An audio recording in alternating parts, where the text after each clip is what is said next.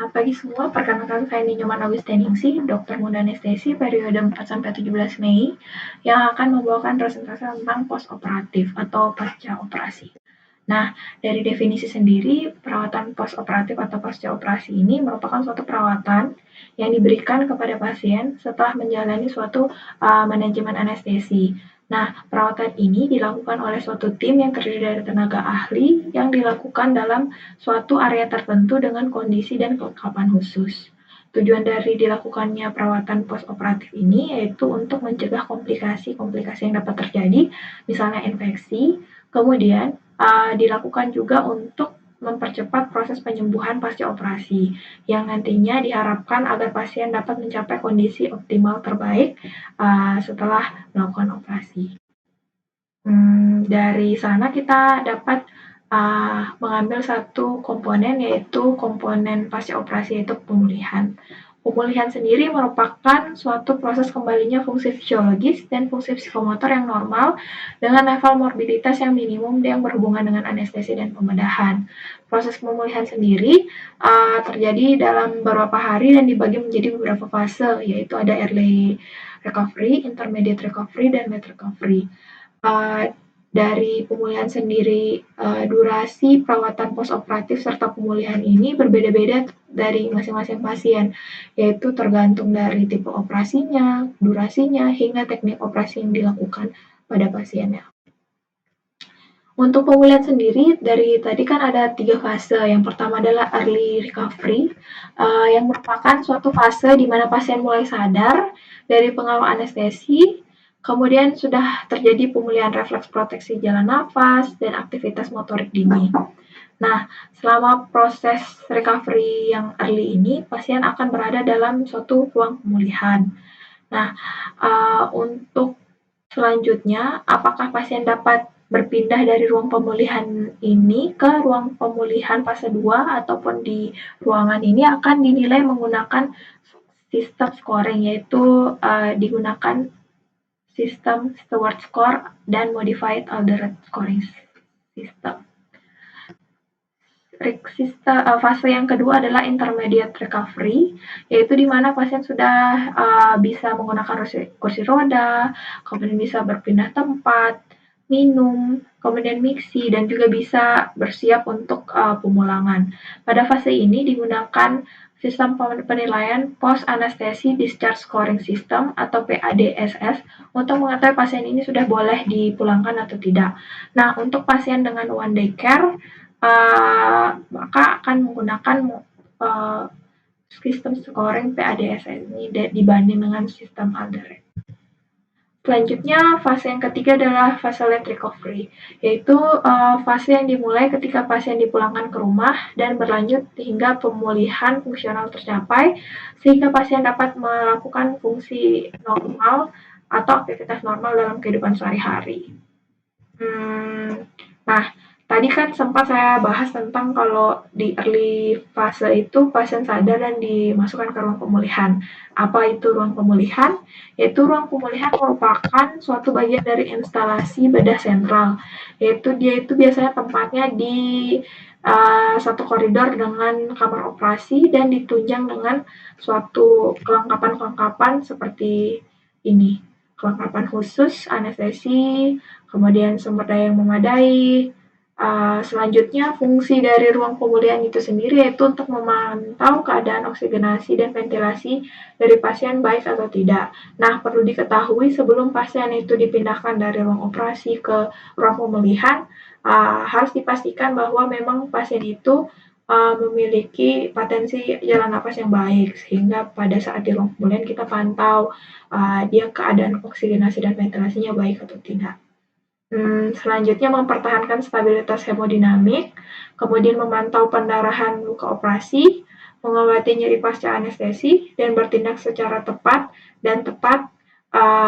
selama periode anestesi ini. Selanjutnya, pemindahan pasien ke ruang pemulihan ini perlu diperhatikan beberapa hal, yaitu kita harus menginformasikan status fisik dari pasien, dari pra-anestesi, serta mencocokkan identitas. Kemudian kita informasikan juga jenis dan teknik anestesi, serta prosedur pemudahan yang sudah dilakukan, riwayat terapi dan juga alergi, dan juga perjalanan selama anestesi dan pembedahan, bagaimana saat suatu pembedahan tersebut berjalan lancar atau tidak. Kemudian sudah dilakukan antisipasi permasalahan atau belum.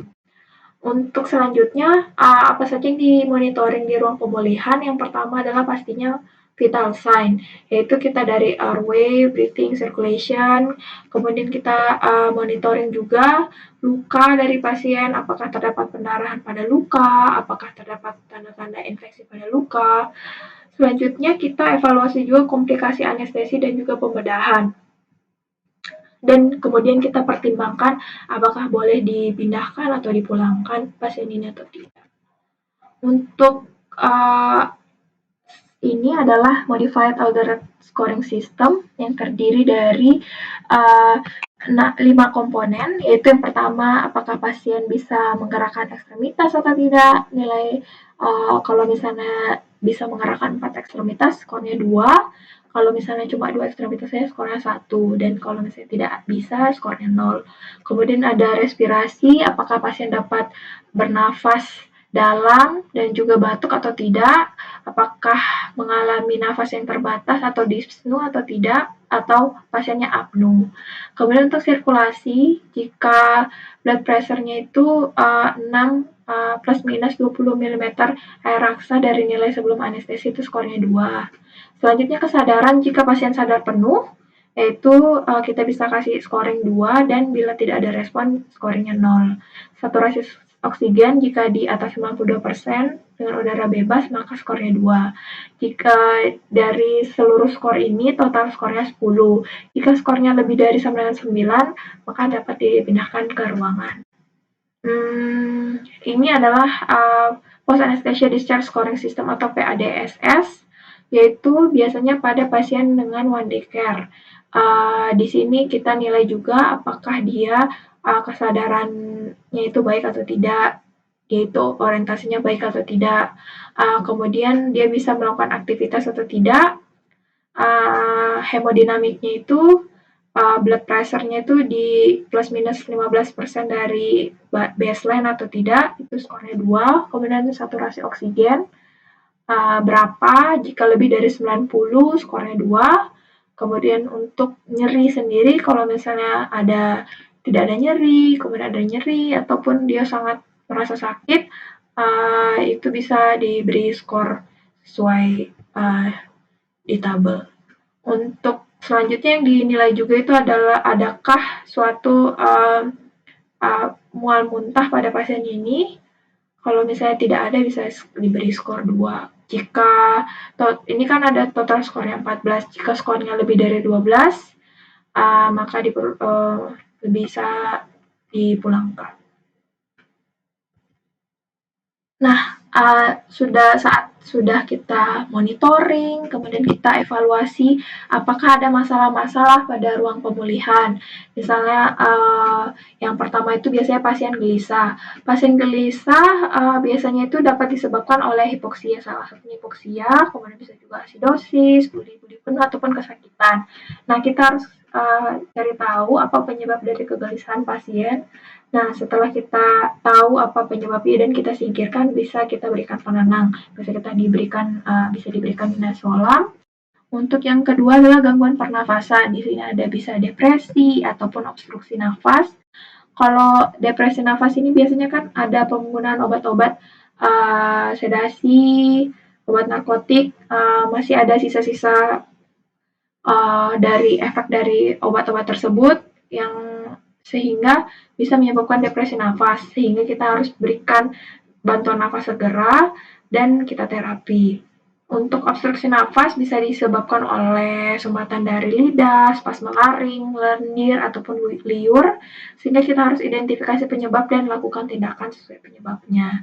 Untuk yang selanjutnya adalah gangguan kardiovaskuler seperti hipertensi, potensi, ataupun gangguan irama jantung. Bisa hipertensi di sini bisa disebabkan oleh karena nyeri yang dirasakan pasca bedah, kemudian karena kelebihan cairan infus pada saat monitoring cairannya kurang bagus mungkin, kemudian ada buli-buli penuh ataupun bisa karena hipoksia atau hiperkapni. Jadi kita harus bedakan apa yang menyebabkan dia hipertensi dan kita hilangkan penyebab tersebut. Kemudian untuk hipotensi bisa disebabkan oleh karena hipovolemik, mungkin pada saat proses pembedahan terlalu banyak hilang darah, namun pengganti cairannya itu kurang sesuai dengan kebutuhan pasien, maka bisa terjadi hipovolemi. Selanjutnya kita bisa identifikasi dan kita tangani sesuai dengan penyebabnya. Selanjutnya ada bisa karena gangguan fungsi ginjal, bisa karena masalah prerenal, renal ataupun postrenal. Prerenal berhubungan dengan input cairan, kemudian renal memang berhubungan dengan masalah pada ginjal, mungkin pasien yang mempunyai komorbid pada ginjalnya dan ataupun postrenal pada selesai pasien di anestesi terdapat retensi urin misalnya. Terus yang kelima ada mual muntah. Mual muntah ini bisa disebabkan karena efek samping pemberian opioid ataupun karena pada pembedahan intraabdomen sehingga bila terdapat mual muntah ini kita bisa berikan obat antiemetik seperti ondansetron. Selanjutnya untuk menggigil biasanya itu pasien kan ada efek dari pemberian obat anestesi akan menyebabkan gangguan pada sistem pengaturan suhu yang akan menyebabkan suhu panasnya itu dihalangi. Maka tidak jarang akan menimbulkan hipotermi. Nah, hipotermi ini bisa kita cegah dengan pemberian selimut ataupun dari pengaturan dari air conditioner itu sendiri.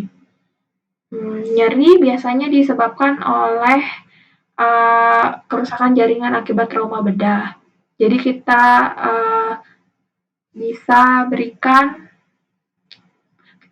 analgetik sesuai dengan VASCOR pasien. Untuk pemulihan sendiri, kalau misalnya di one day care, kalau misalnya pasien dapat dipulangkan jika tanda vital harus stabil setidaknya selama 1 jam, kemudian pasien sadar baik, dia itu tahu siapa, di mana, tempatnya, waktu, sadar baik akan hal itu semua, maka berarti orientasinya baik. Kemudian bisa minum cairan sendiri, mixi, bisa berpakaian dan berjalan tanpa bantuan, maka bisa dipulangkan untuk one day care-nya. Kemudian perlu juga kita beritahukan bahwa pasien itu tidak boleh kalau misalnya terdapat gejala-gejala seperti mual, muntah yang sangat berat, nyeri hebat, dan pendarahan, maka harus segera dibawa ke rumah sakit kembali. Selanjutnya untuk kalau misalnya kita memberikan anestesi regional, bagaimana caranya kita tahu bahwa pasien itu sudah boleh pulang atau tidak. Jadi kalau misalnya kita setelah melakukan tindakan dengan menggunakan anestesi regional, kita harus mengecek apakah sensasi normal pada perianal, habis itu bisakah melakukan plantar fleksi kaki, kemudian proprioseptif jari kaki yang pertama itu normal atau tidak, dan tekanan normal dalam kondisi duduk dan berdiri itu normal atau tidak. Jadi kalau misalnya semua normal, boleh dipulangkan. Selanjutnya,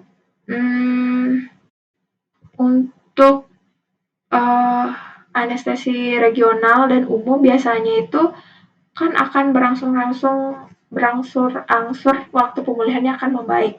Akan tetapi ada beberapa hal yang dapat menyebabkan pemanjangan dari waktu pemulihan tersebut, yaitu seperti nyeri, mual muntah, pendarahan, disfungsi kardiovaskuler, kemudian ada saluran pembuangan yang mengalami iritasi atau luka, sehingga kita perlu observasi dan kalau misalnya